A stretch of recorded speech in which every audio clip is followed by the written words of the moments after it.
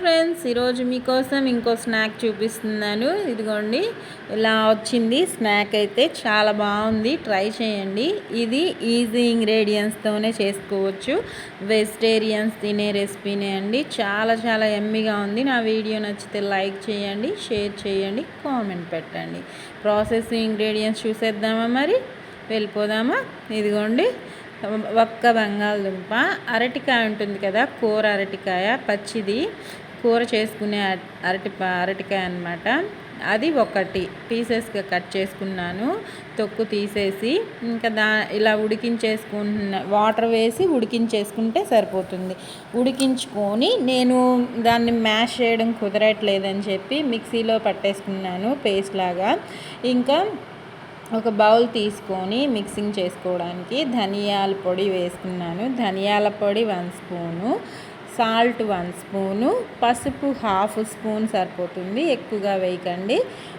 1/2 spoon, దాంతోపాటు కారం ఒక 1/2 స్పూను, ఇంకా దాంతోపాటు కార్న్ఫ్లోర్ ఉంటుంది కదా, అది కూడా ఒక 2 స్పూన్స్ అంత వేస్తున్నాను. నేను చూపించే ఈ స్పూన్ తోటి మీరు ఏ స్పూన్ తోటైనా సరే 2 స్పూన్స్ వేసుకోండి. నేను చేసే ఈ క్వాంటిటీకి కరెక్ట్గా సరిపోతుంది. ఎక్కువ అవసరం లేదు, తక్కువగా అవసరం లేదు. 1 స్పూన్ అంతా ఆయిల్ వేసాను, సరిపోతుంది. వేసేసుకొని ముందుగా ఈ పిండి మిశ్రమాన్ని ఇలా మిక్స్ చేసేసుకుందాము. మిక్స్ చేసేసుకొని నేను చెప్పాను కదా, ఆ మిశ్రమాన్ని మిక్సీ పట్టుకున్నానని, బంగాళదుంప అరటికాయ మిశ్రమాన్ని మిక్సీ పట్టుకున్నాను నేను. ఈ మిక్సీ పట్టుకున్న పేస్ట్ని ఇందులో వేసేసుకొని, ఇంకా వాటర్ ఏం వేయొద్దండి. వాటర్ వేస్తే మళ్ళీ లూజ్ అయిపోతుంది, మనం చేసే స్నాక్ రాదనమాట. వాటర్ వేయకుండా దీనిలో ఉన్న తడితోనే ఈ పౌడర్ని అంతా మిక్స్ చేసుకొని ముద్దలాగా, చపాతీ ముద్దలాగా కలిపి పక్కన పెట్టుకుందాము. చూపిస్తాను ఆ ప్రాసెస్. చూడండి, నేను చూపిస్తున్న విధంగా వాటర్ ఏం వేయకుండా ఈ పిండితోనే చక్కగా కలిపేసుకొని ఇలా ముద్దలాగా చేసుకొని పక్కన పెట్టేసుకోండి. ఇంకా ఆయిల్ హీట్కి పెట్టేసుకున్నాను. లో ఫ్లేమ్లో పెట్టుకుంటే అది బాగా హీట్ అవుతుంది కదా. ఏ షేప్ చేయాలో అర్థం కాలేదండి, అందుకే నాకు తెలిసిన షేప్ చేసేసుకుంటున్నాను. ఏదో ఏ షేప్ అయినా మనమే కదా ఇంట్లో తినేది అని చెప్పి ఇంకా నాకు తెలిసిన షేప్ చేస్తున్నాను. మీరు ఏ షేప్లో అయినా చేసుకోండి, ఇలా పల్చగా చేసుకోండి, బాగా వస్తాయి అన్నమాట.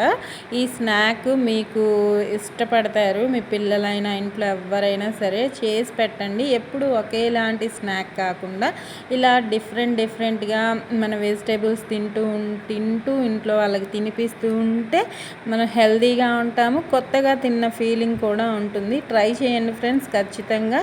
ట్రై చేశాక మీకు ఎలా వచ్చిందో నాకు కామెంట్స్లో చెప్పండి. ఇంకా 2 వైపులా టర్న్ చేసుకొని చక్కగా మీడియం ఫ్లేమ్లో మాత్రమే ఫ్రై చేసుకోండి. అప్పుడే ఈవెన్గా ఫ్రై అవుతాయి అన్నమాట. 2 వైపులా గోల్డెన్ బ్రౌన్ కలర్ వచ్చేస్తే మన స్నాక్ అయితే రెడీ అయిపోయినట్టండి. ఈజీ ఇంగ్రీడియంట్, ప్రాసెస్ కూడా ఈజీగానే ఉంది కదా. ట్రై చేయండి ఫ్రెండ్స్, చాలా బాగుంటాయి.